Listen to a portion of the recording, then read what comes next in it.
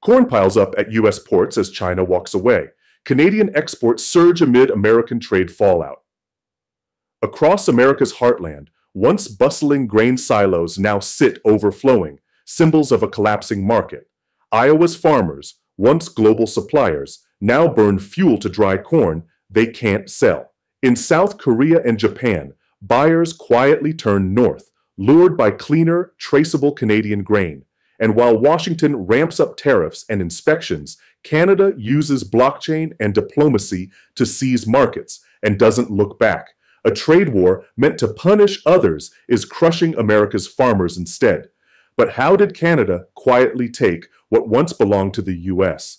There was a time when American corn reigned supreme. From the rolling fields of Iowa to the export terminals of New Orleans, the U.S. dominated global grain trade, supplying over a third of the world's corn. Buyers from Japan, South Korea, and even China turned to the reliability of American agriculture. Supported by federal subsidies and a world-class logistics network, corn farming wasn't just a business, it was the bedrock of rural America. Towns thrived on ethanol plants, trucking contracts, and silo operations. The Midwest, in many ways, was the engine of the continent's agricultural might. Canada, by contrast, played a supporting role.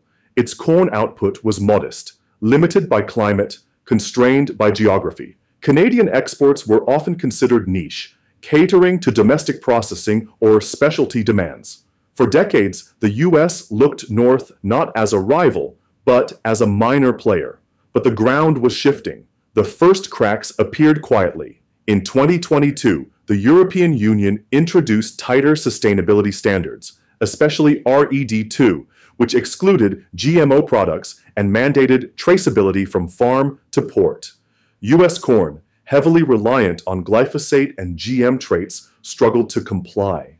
Canadian producers, however, had long embraced non-GMO hybrids and transparent supply chains. Then came whispers in Asia, Japanese and Korean importers quietly piloting small contracts with Canadian suppliers, citing cleaner documentation and lower pesticide concerns. Still, few in Washington paid attention. That complacency ended in 2025, when a sweeping trade decision by the U.S. government triggered a global backlash. Overnight, China imposed a devastating 34% retaliatory tariff on all American agricultural imports, with corn at the top of the list. What followed wasn't just a disruption, it was a full-blown collapse. The U.S. decision and its consequences. In April 2025, under mounting domestic political pressure and a desire to rebalance trade, the U.S. administration made a bold move. It announced sweeping new tariffs on Chinese imports. Citing unfair trade practices and national security concerns, the White House raised import taxes on over $300 billion worth of goods, everything from semiconductors to agricultural machinery. But the most consequential decision came buried deep in the tariff list: a new 25% duty on Chinese shipping containers and maritime transport services. Ostensibly aimed at curbing Chinese dominance in global logistics, the move caused an immediate spike in freight rates, impacting U.S. exporters as much as importers. For America's corn industry, already dealing with rising input costs, labor shortages, and climate volatility, this was the breaking point. Overnight, transport costs to Asia surged 25%. What was once a lean, competitive supply chain suddenly became bloated and unreliable. In Japan and South Korea, longtime buyers balked. Logistics unpredictability and phytosanitary delays, read one importer's notice, no longer justify reliance on U.S. corn. But China's response was even more punishing.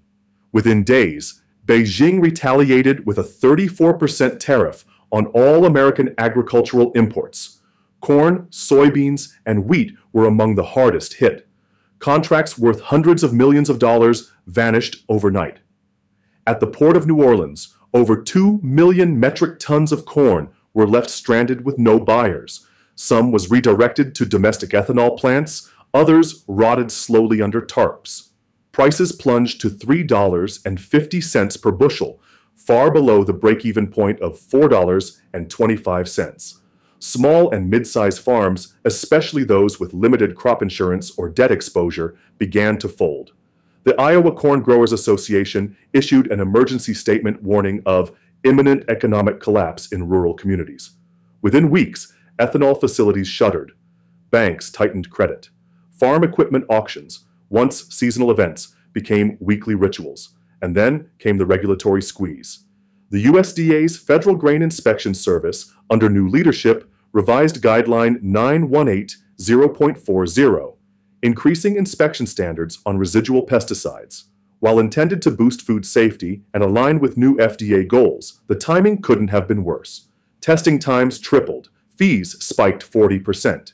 Exporters reported delays so severe that several shipments went moldy while docked, resulting in estimated losses of $27 per bushel. Losses the farmers were expected to absorb. In just 90 days, the U.S. corn industry went from global dominance to survival mode.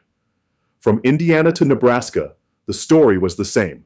Excess inventory, collapsing futures contracts, and a chilling silence from overseas buyers. Iowa's unemployment rate jumped from 3.5% to 6%, with over 62,000 workers affected.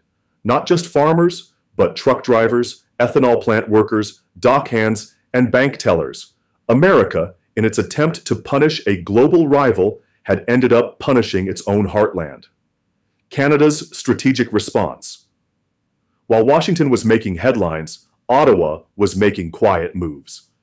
In the rolling plains of Manitoba and Saskatchewan, a different kind of agricultural revolution had been brewing.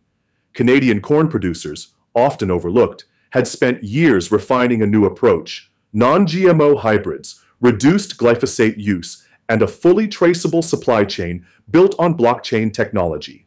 Known as Prairie Trace, this network allowed exporters to verify every step from seed to shipment. So when Asian buyers, burned by delays and rising costs in the U.S., began exploring alternatives, Canadian exporters were ready.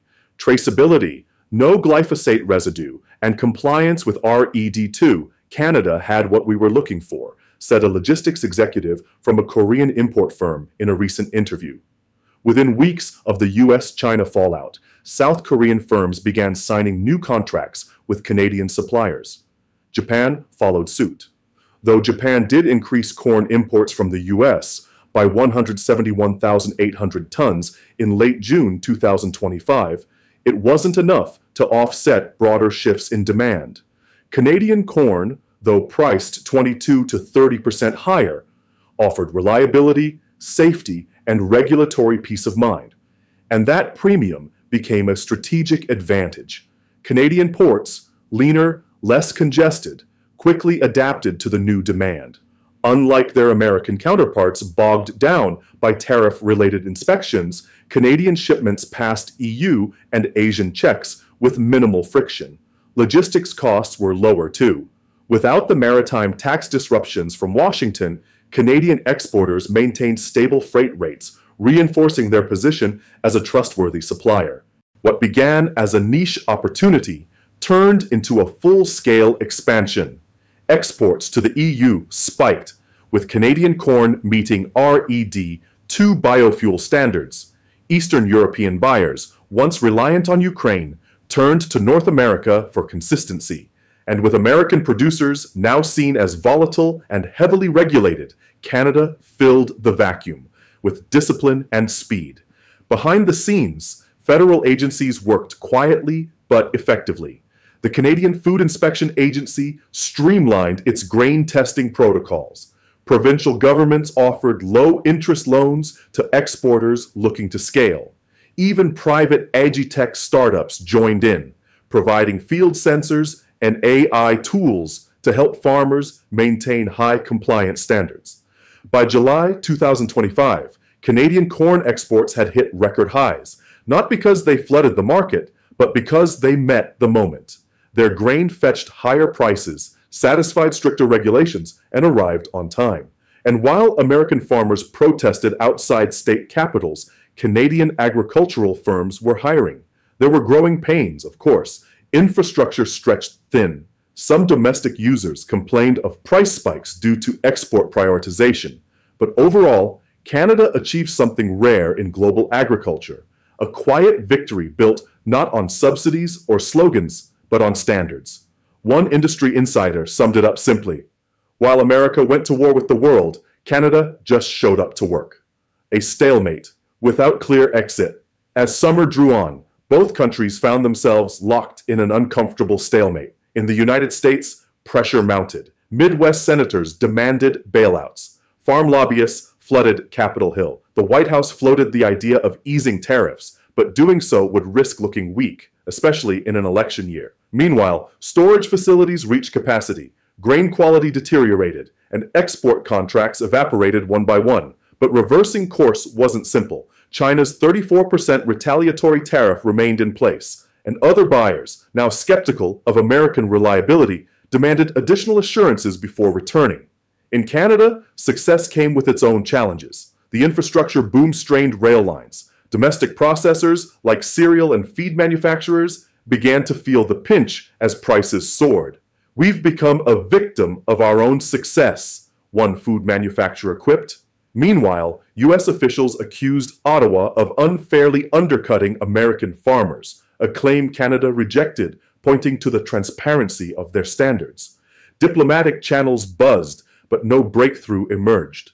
The two nations, bound by geography, trade, and shared values, were now operating in parallel, not in partnership.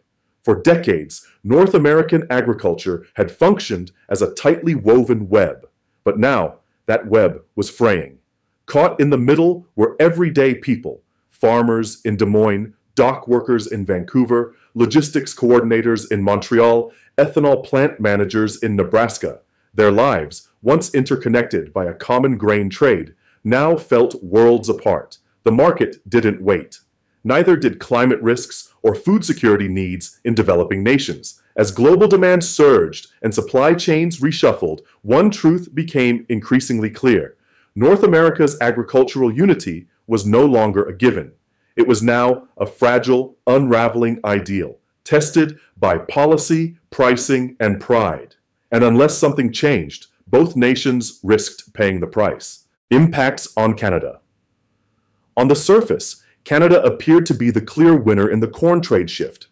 But inside the prairies, the story was more complex. At first, companies like Prairie Biograin in Saskatchewan experienced a golden surge. Their traceable, non-GMO corn, already compliant with EU RED II standards, was suddenly in high demand. By July 2025, orders had tripled. Japan, South Korea, and even Germany signed long-term contracts worth over 280 million Canadian dollars combined. CEO Anne-Marie Fortier called it a once-in-a-generation moment. But scaling fast has its costs. Rail congestion quickly became a crisis.